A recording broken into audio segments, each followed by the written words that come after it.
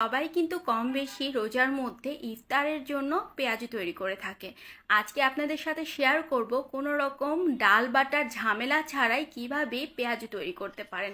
আর এই পেঁয়াজুটা খেতে দারুণ স্বাদের হয় আর দীর্ঘক্ষণ পর্যন্ত মুচমুচে থাকে। এখানে আমি আধা কাপ পরিমাণ মসুরের ডাল নিয়েছি। এখন ডালগুলো আধা ঘন্টার জন্য হালকা কুসুম গরম পানির মধ্যে ভিজিয়ে রাখবো, এতে করে ডালগুলো নরম হবে আর ফুলে ডাবল হয়ে যাবে। দেখেন খুব সহজেই কিন্তু আঙ্গুলের সাহায্যে ভেঙে নেওয়া যাচ্ছে। এরপর ডালগুলো খুব ভালোভাবে ধুয়ে নেওয়ার পর স্বাদ মতো লবণ, 1 চা চামচ আদা রসুন বাটা, আধা চা চামচ হলুদ গুঁড়া, আধা চা চামচ লাল মরিচের গুঁড়া দিয়ে ডালগুলোকে খুব ভালোভাবে মাখিয়ে নিতে হবে। ডালগুলো খুব ভালোভাবে এভাবে চটকে মাখিয়ে নিতে হবে, এতে করে ডালগুলো আরও একটু নরম হবে। এখন বাকি উপকরণগুলো দিয়ে দিব। এখানে আমি 2 চা চামচ পরিমাণ বেসন আর 2 চা চামচ পরিমাণ চালের গুঁড়া অ্যাড করে দিচ্ছি ডালের মধ্যে। একটা বাইন্ডিংসের জন্য এখানে বেসন দেওয়া হয়েছে। যদি বেসন দিতে ইচ্ছা না করে আপনারা নাও দিতে পারেন, তবে চালের গুঁড়াটা দেওয়ার ট্রাই করবেন, এতে করে অনেকক্ষণ পর্যন্ত মুচমুচে থাকবে। তো চালের গুঁড়া আর বেসন খুব ভালোভাবে ডালের সাথে মিশিয়ে নিয়েছি। এখন অ্যাড করে দেব পেঁয়াজ। আর এখানে আমি আধা কাপের চাইতে আর একটু বেশি পেঁয়াজ অ্যাড করেছি। পেঁয়াজ একটু বেশি দিলে খেতে বেশি ভালো লাগে। তারপর 3-4টা কাঁচামরিচ একদম কুচি কুচি করে দিয়ে দিলাম। এখন দিয়ে দিচ্ছি ধনেপাতা। ধনেপাতাগুলোকেও একদম কুচি কুচি করে কেটে দিচ্ছি। আপনাদের কাছে যদি পুদিনা পাতা থাকে, ধনেপাতার সাথে কিন্তু একটু পুদিনা পাতাও অ্যাড করতে পারেন। এরপর সবগুলো উপকরণ হাতের সাহায্যে একটু মাখিয়ে নিচ্ছি।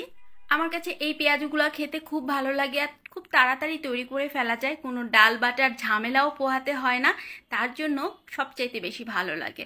এখন একটা সুন্দর কালারের জন্য একটু জর্দার রং ব্যবহার করছি। এটা একদমই অপশনাল, আপনাদের ইচ্ছা হলে ব্যবহার করতে পারেন, না করলেও হবে।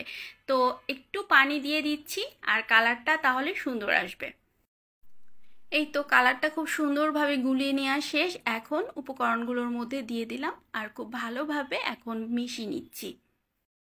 দেখতেই পাচ্ছেন খুব সুন্দর কিন্তু একটা কালার চলে এসেছে এবং এটা ভাজার পরে দেখবেন কালারটা আরো সুন্দর লাগছে। এখন ভাজতে নিয়ে যাব, তো দিয়ে দিলাম পরিমাণ মতো তেল।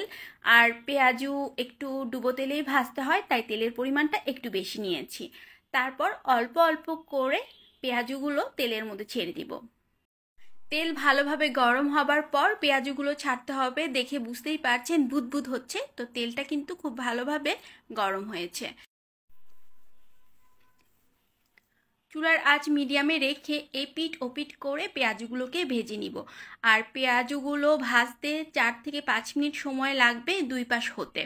তো আশা করছি আজকের রেসিপিটা আপনাদের কাছে ভালো লেগেছে। যদি ভালো লেগে থাকে তাহলে লাইক কমেন্ট আর শেয়ার করে দিবেন। আধা কাপ ডালে মোট 22টা পেঁয়াজু হয়েছে। আর আজকের এই রেসিপিটা খুব সহজভাবে উপস্থাপন করার ট্রাই করেছি, আশা করছি আপনাদের কাছে ভালো লেগেছে। এক ব্যাচ পেঁয়াজু ভাজা শেষ, এখন আরও এক ব্যাচ ভেজে নিব।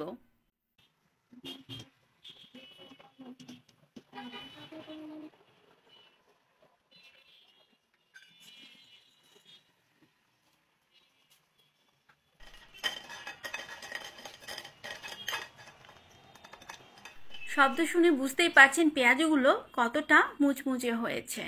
তো আজ এই পর্যন্তই। আগামী রেসিপি দেখার আমন্ত্রণ জানিয়ে শেষ করছি এবং ইফতার আইটেম হিসেবে আর কোন কোন রেসিপি আপনারা দেখতে চান তা কমেন্ট বক্সে জানাতে পারেন।